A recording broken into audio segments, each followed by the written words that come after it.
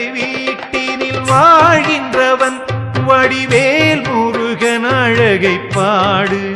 முருகன் மகிமைகளை தொகுத்து தேன் தமிழில் குழைத்து இறை உணர்வில் திளைத்து பாடு. சரவண பொய்கையில் அருள்கின்ற முருகனை தாங்கிடும் தாமரையாக்கு. என்னை படைத்திட்ட முருகனும் திருவடி பணிந்தேன் பாக்கள் பாட இசை ஞானமெனதாக்கு. திருச்செந்தூரின் திருக்குமரன் இவன் மூத்தவனோ அந்த யானை முகன் சிவபாலன் இவன்